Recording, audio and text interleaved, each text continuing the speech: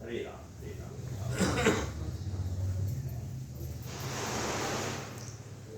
संसार की मोह रूपी निद्रा से बाहर निकलकर निज स्वरूप की ज्योति में जीवन जीते जिज्ञासु वृंद, कल आपके सामने विषय रखा गया था कि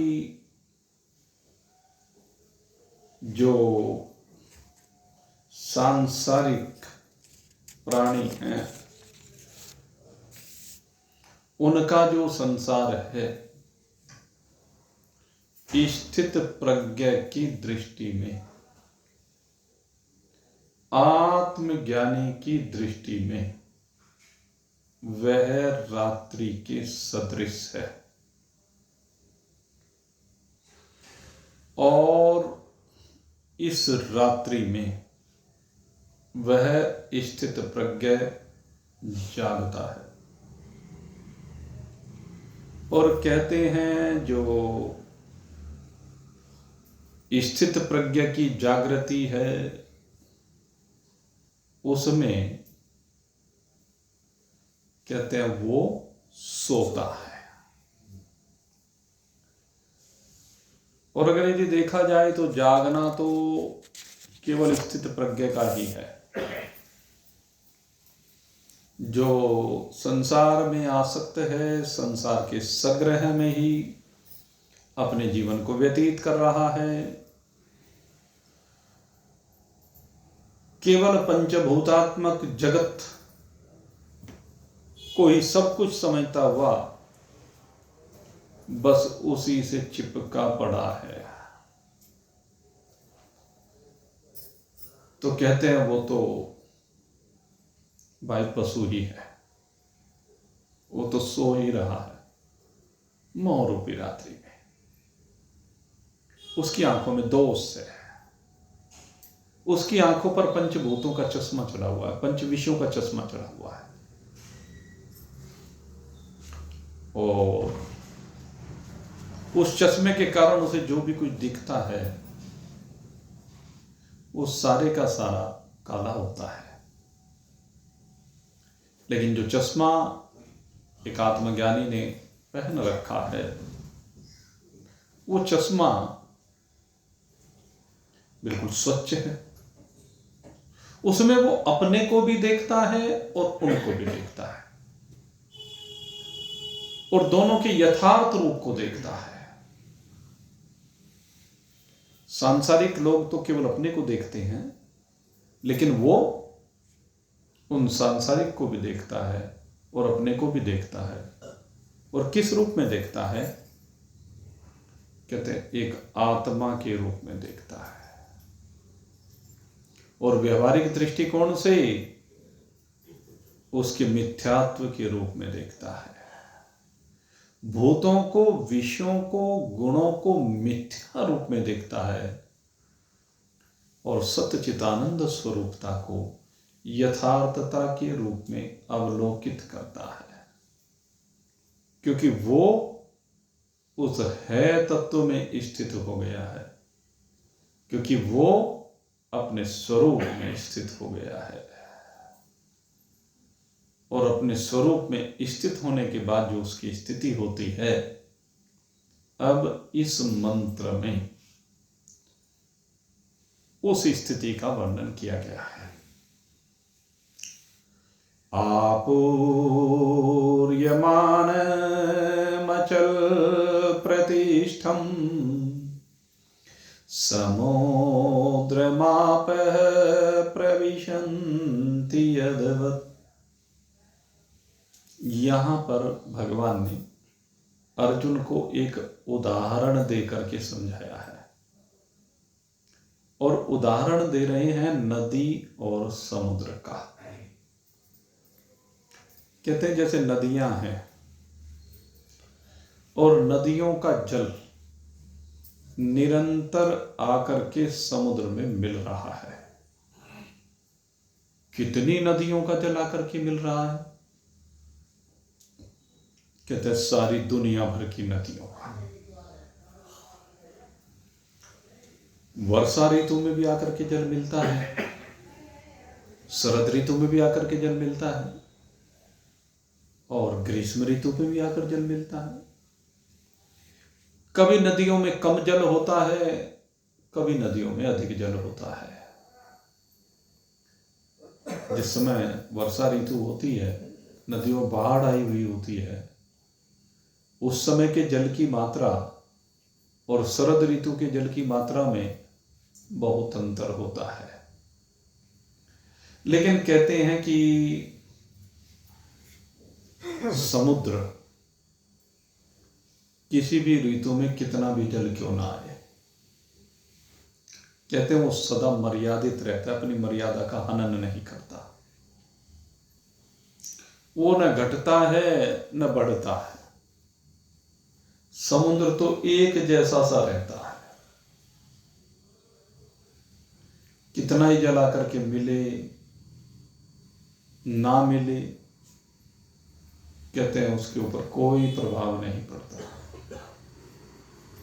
वो नदी नालियों से जल की अपेक्षा भी नहीं करता, अपने आप ही आकर के मिलती हैं, क्योंकि वो समुद्र में मिलकर के अपनी परिपूर्णता को प्राप्त करती है, अपनी यात्रा को विश्राम देती है। नदियों की जो यात्रा उसके उद्गम स्थल से प्रारंभ होती है, सारा जीवन नदी का संघर्ष में बीतता है। प्रारंभिक जो दौर होता है उसमें उसको बहुत संघर्ष करना पड़ता है। जब पर्वतों के बीच से अनेक चट्टानों से पत्थरों से टकराती हुई आगे बढ़ती है तो कितना संघर्ष होता है। लेकिन धीरे धीरे धीरे अपनी यात्रा अपने प्रीतम सार सर्वस्व समुद्र देव की ओर बढ़ाती चली जाती है। हमारी यात्रा में और जिस शरीर में बैठकर हम कर रहे हैं और नदी की यात्रा में कोई विशेष अंतर नहीं होता। दोनों की यात्रा एक जैसी ही है। जैसे हमारी यात्रा में रोज संघर्ष है, ऐसी नदी की यात्रा में भी संघर्ष है। लेकिन अविरल बहती हुई नदी एक ना एक दिन निश्चित रूप से समुद्र को मिल जानी है, समुद्र को प्राप्त कर लेनी है, उसको उसकी मंजिल मिल जानी है। हमारी यात्रा में और उसकी यात्रा में एक अंतर है। नदी को अपने लक्ष्य का पता है और वो चाहे कुछ भी अपने लक्ष्य की ओर बढ़ती है। उसने लक्ष्य बना लिया कि मुझे तो समुद्र से मिलना है, इसलिए वो किसी चीज की परवाह नहीं करती। उसके साथ में न जाने और भी कितनी नालियों का जला करके मिल जाता है, वो उसकी परवाह नहीं करती। इतना कीचड़ मिल जाता है, उसकी परवाह नहीं करती। कहने चलो तुम भी मेरे साथ बहते चलो, मैं तुम्हें भी मंजिल पर पहुंचा दूंगी। नदी की ये विशेषता होती। हमारी यात्रा में बहुत संघर्ष है। हमारी यात्रा में भी बहुत प्रकार की नालियां गंदगियां मिली हुई हैं।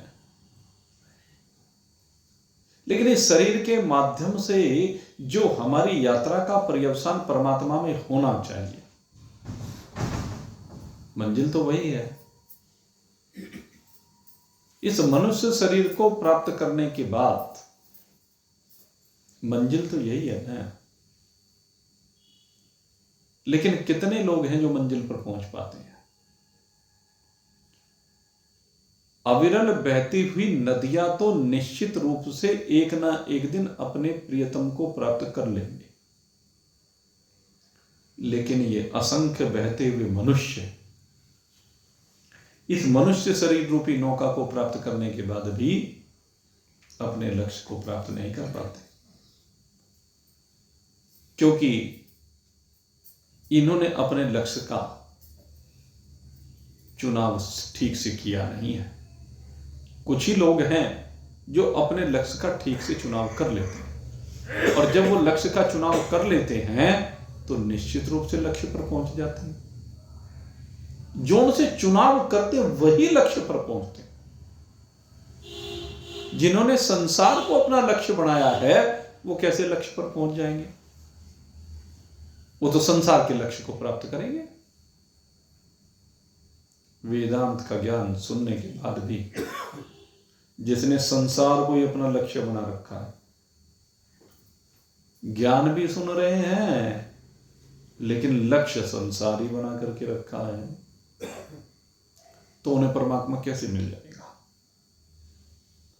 भाई, लक्ष्य को प्राप्त करने के लिए तो जो कूड़ा कचरा इकट्ठा कर रखा है इस मनोमस्तिष्क में, अंतःकरण में, उस कूड़े कचरे का परित्याग करना पड़ेगा। उस कूड़े कचरे की सीमा से बाहर निकलना पड़ेगा। मल है वो तो गंदगी है। गंदगी को अगर शरीर से बाहर नहीं निकालोगे तो शरीर रोगी हो जाएगा। आप चिंतन करके देख लो, जो भी कुछ खाते पीते हो सब कचरा बन जाता है। अगर वो बाहर ना निकले तो शरीर को विकारित कर देता है। ऐसे मन में भरा हुआ कूड़ा कचरा अगर यदि बाहर नहीं निकालोगे तो वो मन को विकारित कर देता है। मशीन में कूड़ा कचरा चला जाए, धूल चली जाए, आपके लैपटॉप में, आपके मोबाइल में, आप जहां भी किसी भी चीज पर काम करते हैं, आजकल जो भी टेक्निक चल रही है, घड़ी है, जिसमें भी कूड़ा कचरा चला जाए तो क्या होगा? वो उसको बंद कर देते अगर सफाई नहीं करोगे। इसलिए जरूरी है सफाई करनी। जैसे आप आपके घर में रहते हैं, अपने घर में रोज सफाई करनी पड़ती है ना। अगर सफाई ना करो, अजी यहां कहां से धूल आ रही है? शीशे वाले घर है, शीशे वाले घर में एक कमरे को बंद करके छोड़ दो बिल्कुल शीशे वाले को, और 1 महीने बाद खोल के देखना गंदा मिलता है कि नहीं मिलता है, धूल मिलती है कि नहीं मिलती है, जाले मिलते हैं कि नहीं मिलते हैं। जाला एक ऐसी चीज है, लगी जाता है। सोच के वो कहां से आया, कैसे आया? तो इसलिए सफाई करनी बहुत जरूरी है। यहां तक कई बार महान पुरुष कहते हैं कि जिनको अपने स्वरूप का बोध हो गया उन्हें भी सफाई करनी जरूरी है। कैसी सफाई करनी जरूरी? अपने स्वरूप में निरंतर स्थिति के लिए आवश्यक है कि वो अपनी निरंतरता को बनाए रखें।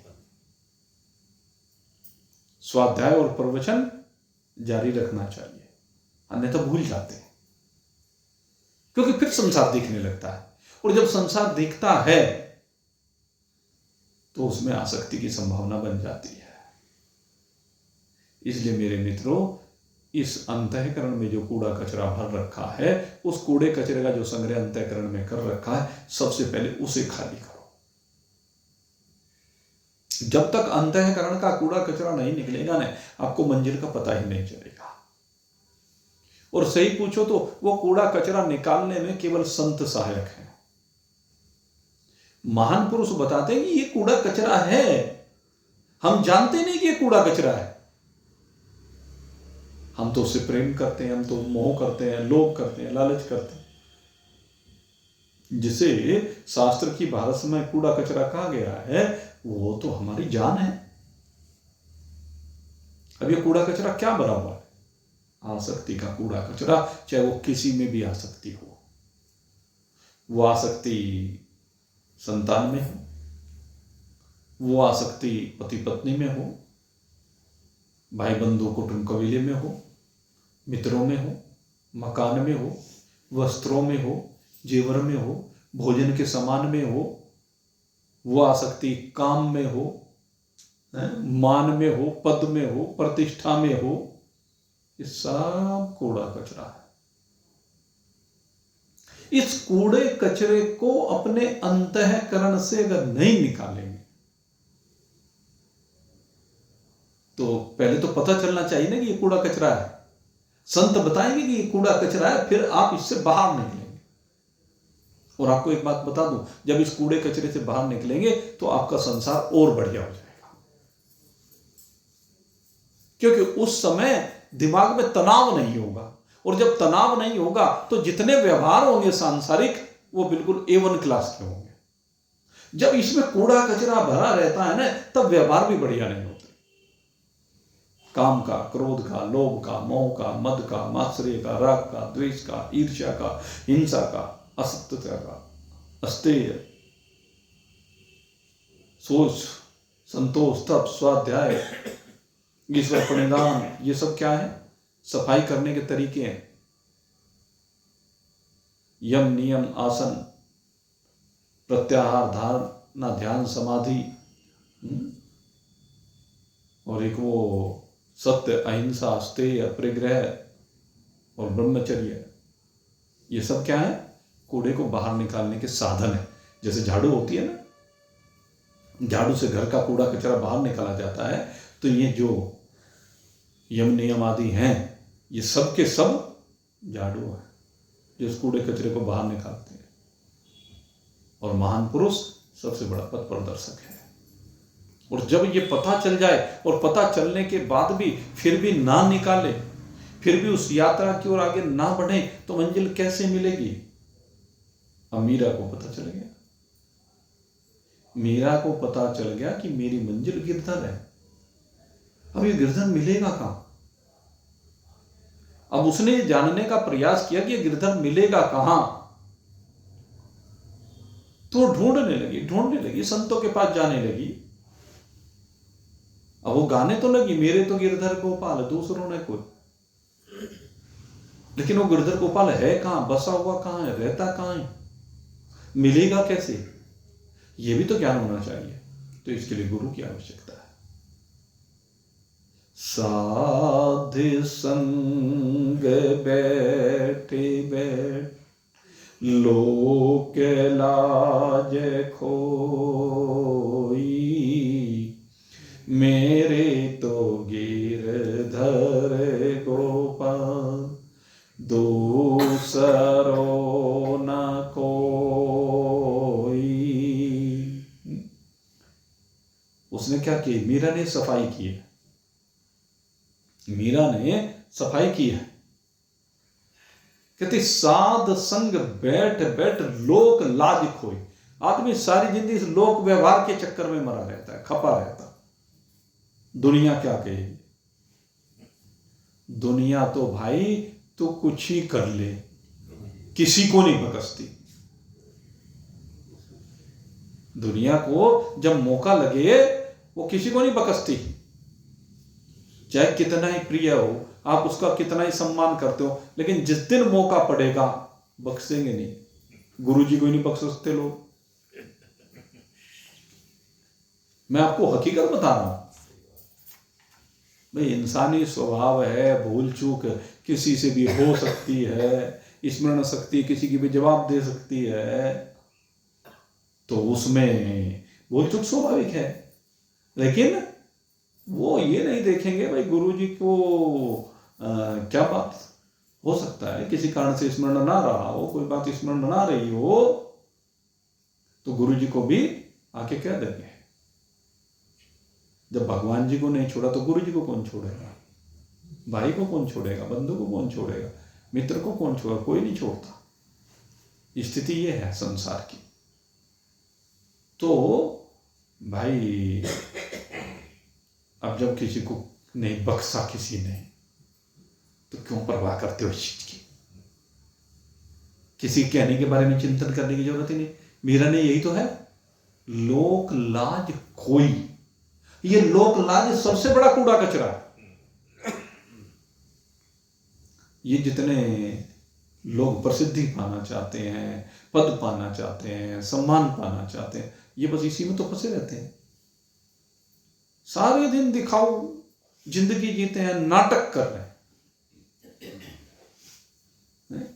अभी आपने देखा चुनाव होने थे, तो जिनको मेंबरी लड़नी थी, चेयरमैनी लड़नी थी, बस सारे दिन उनका यही काम, सबसे बड़े हमदर्द। अब देखने कम शुरू हो गए क्योंकि अनिश्चितता हो गई। जो उनसे रोज आ करके बैठ रहे थे मिलने के लिए, वो अब जब नंबर आएगा फिर आने शुरू हो जाएंगे। तो ये क्या है? दिखाओ। ये परमानेंट नहीं है, इसलिए परमानेंट को पकड़ो।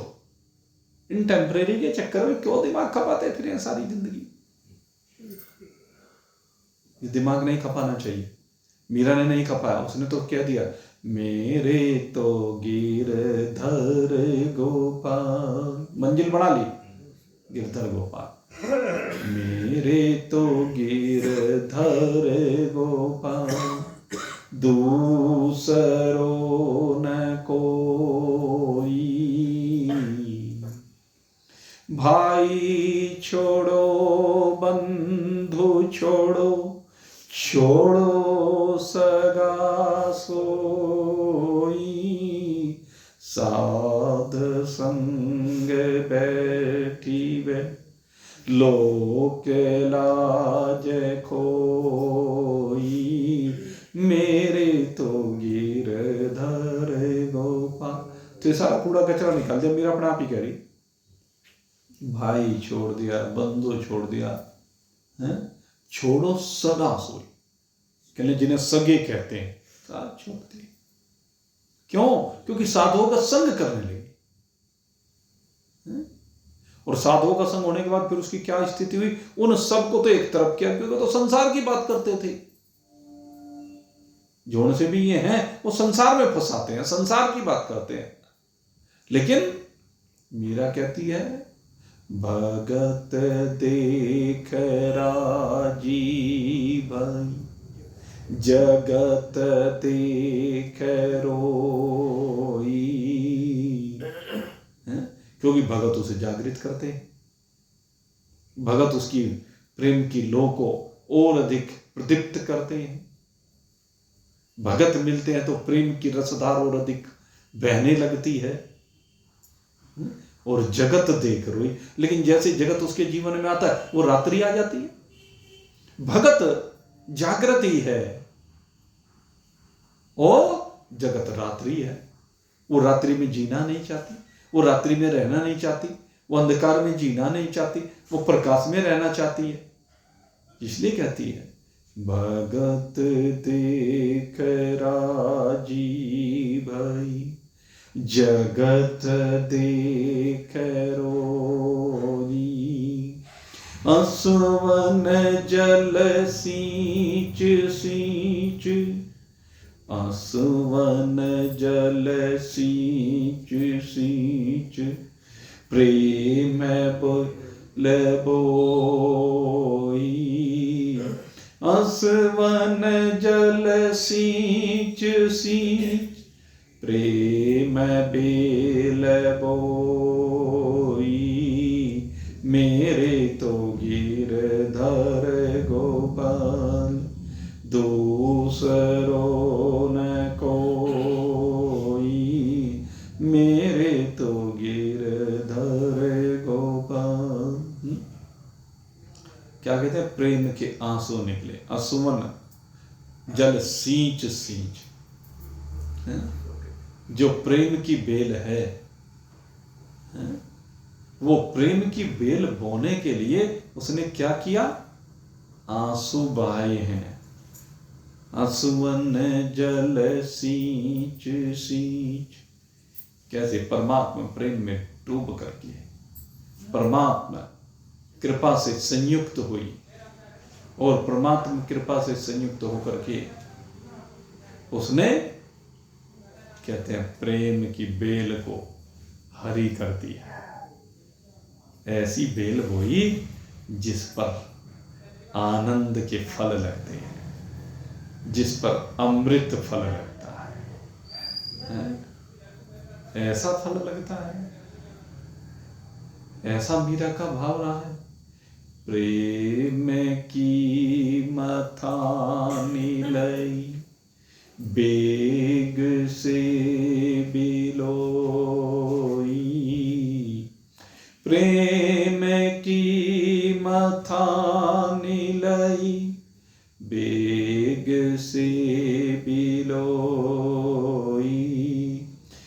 मीरा घृत काढ़लिनो, मीरा घृत काढ़लिनो, छाछ पीबे कोई, मेरे तो गिरधर गोपाल, दूसरो न कोई। क्या किया?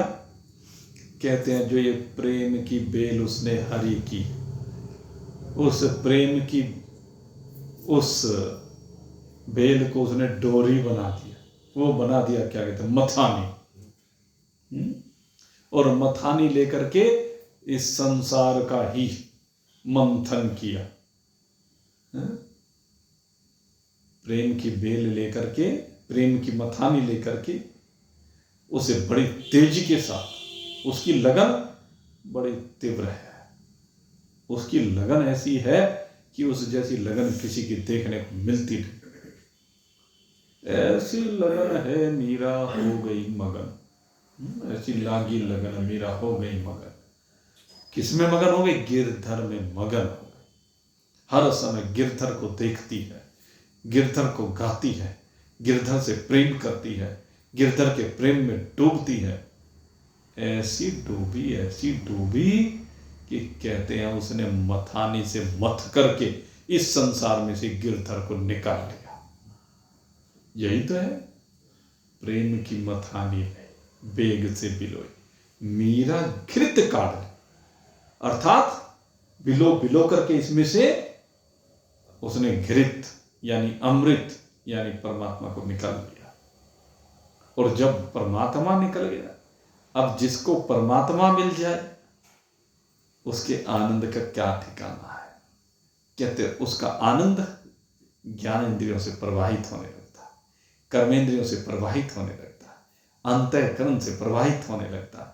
उसके रोम रोम से आनंद की रसधार बहती है, और ये रसधार बहती बहती चराचर जगत को आनंद प्रदान करती है। चराचर जगत में चर्चा होने लगती है, सब जगह बात फैल जाती है।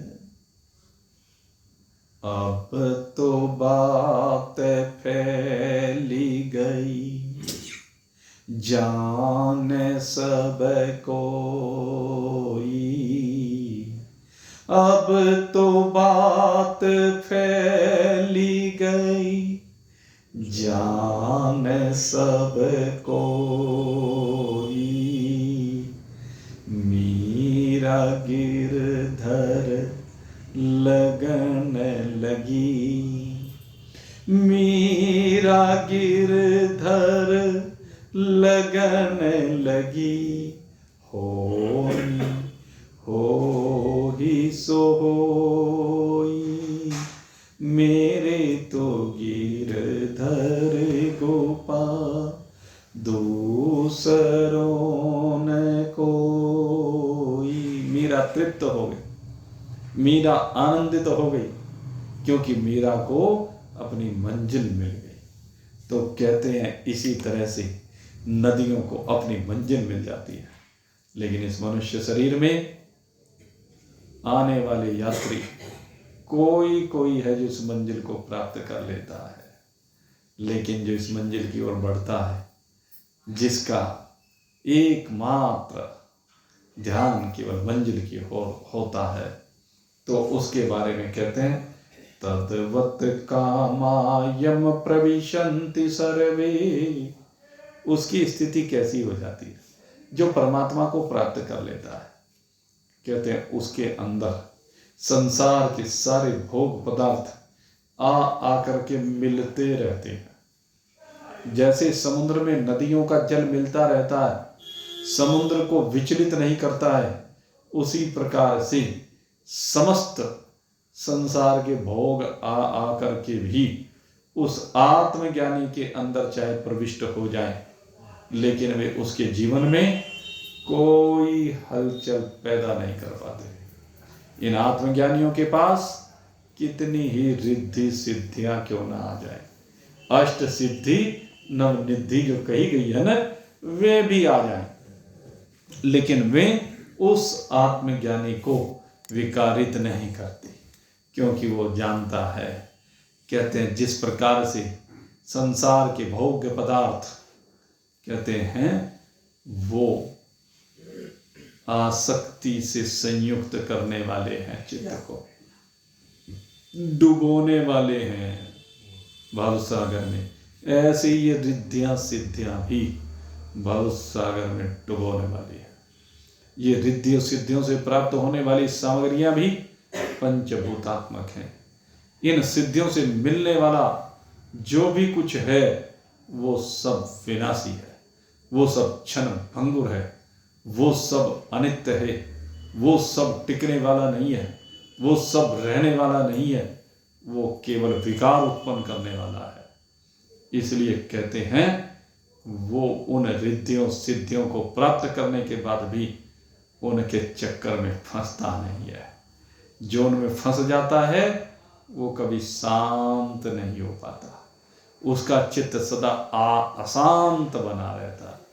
और फिर चाहे उसका चित्त शांत रहना भी चाहे तो जिनको उसकी सिद्धियों के बारे में मालूम हो जाता है, कहते हैं उसको सिद्धियों के बारे में मालूम जब होता है तो वे लोग सिद्धियों के बारे में जान करके वे उसको विचलित करते हैं, वे उसको परेशान करते हैं, वे उन सिद्धियों का लाभ उठाना चाहते हैं, वे उन सिद्धियों के माध्यम से उसको सदा अशांत करके रखते हैं।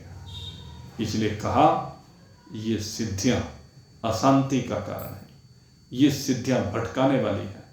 इसलिए इन सिद्धियों के मोह में मत पड़ो, इनके लोभ में मत पड़ो। ये सब राह के रोड़े हैं, ये सब विकारित करने वाले हैं। तो आत्मज्ञानी जो होता है उसके अंदर आकर के ये सब शांत हो जाते हैं, क्योंकि उसे किसी भी चीज की कामना नहीं है। उसकी दिनचर्या बिल्कुल विलग हो जाती है, उसे किसी लोक व्यवहार से कोई मतलब नहीं है, उसे किसी चीज से कुछ लेना देना नहीं है। क्योंकि लोक व्यवहार में वो रत तब होगा जब उसे लोक से कुछ चाहता होगा। जिसकी लोक की कामना ही नहीं है, जिसकी पद प्रतिष्ठा की कामना ही नहीं,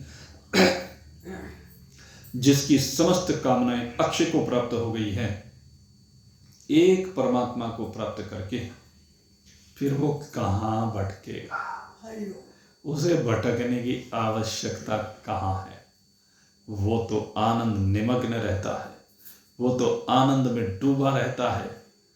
उसके रोम रोम से आनंद रस का प्रवाह होता है, उसके रोम रोम में भरा हुआ आनंद वो उसे परमात्मा की सदा अनुभूति कराता है।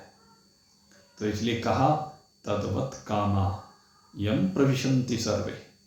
जितने भी कामनाएं हैं उसमें आकर के अक्षय को प्राप्त हो जाती है, अर्थात में सब कामनाएं उसके स्पर्श को प्राप्त करते ही विनिष्ट हो जाती है। चाहा गई चिंता मिटी, मनवा बेपरवाह।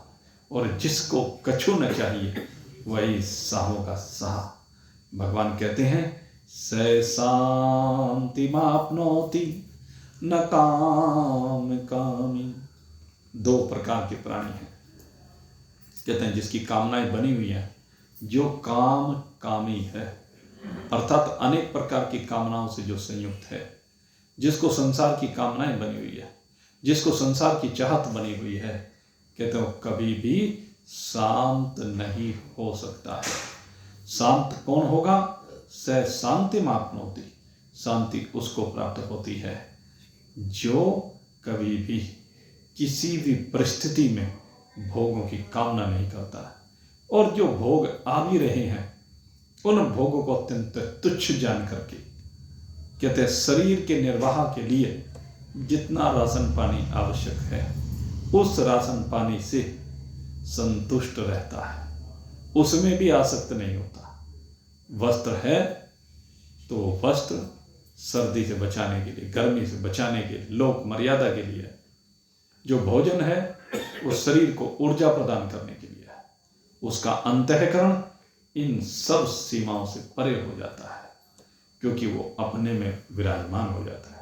उसे संसार के किसी पदार्थ की आवश्यकता नहीं रहती। जिस प्रकार से सूर्य देव होते हैं, और जो सूर्य देव हैं, आप चिंतन करें, क्या सूर्य देव को दीपक के प्रकाश की आवश्यकता है? सूर्य के प्रकाश में आप दीपक जलाएं तो उसकी ज्योति कहीं दिखाई देगी क्या? तो सूर्य को जिस प्रकार से दीपक की आवश्यकता नहीं है, उसी प्रकार से जिसने परमात्मा को प्राप्त कर लिया है, उसे संसार के किसी भी भोग की आवश्यकता नहीं है। वो स्थित प्रज्ञ बिल्कुल अचल रहता है, अपनी प्रतिष्ठा में अचल रहता है। सांसारिक भोग उसके अंदर कोई विचलन पैदा नहीं कर पाते हैं। उसकी दृष्टि में ये सब के सब केवल पंचभूतात्मक, त्रिगुणात्मक भाषित होने वाले पदार्थ हैं। इसलिए जैसे समुद्र में नदियों का जल पहुंच करके शांत हो जाता है, उसी प्रकार से इस आत्मज्ञानी में संसार के समस्त भोग पहुंच करके शांति को प्राप्त करते हैं। वो तो शांत है ही, लेकिन उसमें जो भोग पहुंचते हैं, कहते हैं वो भी शांत हो जाते हैं। शायद कोई वो लग गया भाई कमरे में, 1 मिनट जरा ना बाहर से देखा, इसे हटा दिया, वो लग रहा होगा कोई बेजार, कोई बात नहीं। बोलिए सच्चिदानंद भगवान की जय। तो कहते हैं कि ऐसी स्थिति उस आत्मज्ञानी की हो जाती है। वो आत्मज्ञानी किसी भी प्रकार से विचलित नहीं होता, हर परिस्थिति में शांत बना रहता है। वो बिल्कुल अपनी मस्ती में मस्त रहता है। उसकी मस्ती कैसी होती है? कहते हैं जैसे एक फकीर की मस्ती होती है। फकीर का इस संसार से कितना प्रयोजन रह जाता है, आप चिंतन करके देखें। एक फकीर का संसार से केवल रोटी मात्र का प्रयोजन है, जिससे शरीर चलता रहे, और रोटी मिली और जय राम जी अपने भजन में मस्त है। इसीलिए वो मस्त रहता है, इसीलिए वो आनंदित रहता है। और उसकी मस्ती कैसी दिव्य होती है। वाह वाह रे मौज फकीरा दी, वाह वाह रे मौज फकीरा दी। कभी वो चबते चने चबेन, कभी वो चबते चने चबेन, कभी लपट ले खीरा दी। वाह वाह रे मौज फकीरा दी, वाह वाह रे मौज फकीरा दी। कभी वो रहते रंग महल में, कभी वो रहते रंग महल में, कभी झोंपड़ी अहीरा दी। वाह वाह रे मौज फकीरा दी, वाह वाह रे मौज फकीरा दी, वाह वाह रे मौज फकीरा दी। कभी वो ओढ़े साल दो साल, कभी वो ओढ़े साल दो साल, कभी चदरिया लीरा दी। वाह वाह रे मौज फकीरा दी, वाह वाह रे मौज फकीरा दी, वाह वाह रे मौज फकीरा दी। और कैसी मौज की स्थिति में क्या करते हैं? मंग तंग के टुकड़े खांदे, मंग तंग के टुकड़े खांदे, पर चलते चाल अमीरा दी। वो चलते चाल अमीरा दी। वाह वाह रे मौज फकीरा दी, वाह वाह रे मौज फकीरा दी, वह रे मौज फकीरां बुल्ले साह पुकार कहंदा, बुल्ले साह पुकार कहेंदा, बलिहारी इन पीरां दी, वाह रे मौज फकीरां दी, वाह रे मौज फकीरां दी। तो मेरे मित्रों, सबसे बड़ी बात क्या है कि आप अपनी मंजिल को निश्चित करें। जब मंजिल को निश्चित किया जाता है तो उस मंजिल को निश्चित करने के बाद हमें वो साधन अपने जीवन में समाहित करने होते हैं, जिन साधनों के बाद समझ में आ जाता है कि ये सारे भोग मिथ्या हैं, सत्य केवल एक परमात्मा। ये भोग एक छलावा है, ये भोग इस व्यक्ति को भरमाने के लिए है। सुख भोगों में नहीं है, सुख योग में है। जैसे कि वो लकड़हारे का दृष्टांत आता है ना, लकड़हारा लकड़ियाँ काट करके बेचा करता। एक दिन बरसात आ गई जंगल में, और जब जंगल में बरसात आई तो लकड़ियों का गट्ठर रख करके एक पेड़ के नीचे खड़ा हो गया। गड्ढे में जल भर गया सामने। इतने में क्या देखता है, जब बरसात रुक जाती है, गड्ढे में हीरों का हार दिखाई देता। और जब गड्ढों में हीरे का हार दिखाई दिया तो उसे पाने के लिए कूद गया गड्ढे में, मिला नहीं, वापस आ गया। जल शांत हुआ, फिर गड्ढे में कूदा, फिर हीरों का हार प्राप्त करने का प्रयास किया, मिला नहीं। सुबह से शाम तक यही करता रहा, गड्ढे में कूदता है, हार को पाना चाहता है, मिला नहीं। ऐसे ही हम भी रोज विषयों के गड्ढों में कूदते हैं, रोज संसार के भोगों के गड्ढों में कूदते हैं, और उनसे ये चाहते हैं कि इनके मिलने से सुख हो जाएगा, आनंद हो जाएगा, हीरे का हार मिल जाएगा तो दरिद्रता दूर हो जाएगी, अभाव दूर हो जाएगा। लेकिन कभी किसी का हुआ नहीं, क्योंकि उसके बाद कामनाएं और बढ़ती चली जाती हैं, और कामनाएं बढ़ती, आज एक, कल दूसरी, परसों तीसरी, फिर चौथी, कामनाओं पर कामनाएं। लेकिन एक संत आए, संत ने आकर पूछा, भैया क्या बात है? कि मैं इस हीरे को पाना चाहता हूँ, इस सुख को पाना चाहता हूँ। कि सुख गड्ढे में नहीं है। फिर कहने तो ये दिशा बदलनी पड़ेगी, दिशा को बदल। जब जीवन की दिशा को बदल देगा तब तुझे सुख मिलेगा। कहने दृष्टि तेरी नीचे की ओर है, दृष्टि शब्द स्पर्श रूप रस गंध की ओर है, दृष्टि को ऊपर की ओर कर। और जैसे ऊपर की ओर दृष्टि की, उस लकड़हारे ने पेड़ की डाल पे हार टंगा हुआ था, वहां से उतार लाया, सुखी हो गया। ऐसे ही अगर हम ऊपर की ओर दृष्टि करेंगे, संसार से हट करके ऊपर परमात्मा की ओर दृष्टि करेंगे, ऊर्ध्व मूलम अधः शाखम अश्वत्थम प्राहुर अव्ययम छंदांसि यस्य पर्णानि यस्तम वेद से वेदवित। वो परमात्मा जो ऊर्ध्व में ऊपर की ओर है, और जिसके मूल में, हम सब के मूल में जो बैठा हुआ है, इस सब का मूल वही परमात्मा है। जब उस परमात्मा को देखेंगे तो आनंदित हो जाएंगे, सच्चा सुख मिल जाएगा, ये भलावा समाप्त हो जाएगा, ये छल समाप्त हो जाएगा, आनंद की प्राप्ति हो जाएगी। इसलिए आनंद को प्राप्त करने के लिए कहते हैं स शांति मापनोति, वही उस शांति को प्राप्त करता है जिसने लक्ष्य निर्धारित करके उस लक्ष्य की ओर, जो महान पुरुषों ने बताया है, अपने कदम आगे बढ़ाए हैं। तो आप सब लोग जो अपने कदम आगे बढ़ा रहे हैं, हमारी तो सबके लिए शुभकामनाएं। भगवान की कृपा आप सभी पर सदा बनी रहे। इन्हीं शुभ भावों के साथ आज का ये सत्संग यहीं पर विश्राम को प्राप्त हो रहा है। कल फिर से ठीक 7:30 बजे आपकी सेवा में उपस्थित होंगे। तब तक के लिए विश्राम। बोलिए सच्चिदानंद।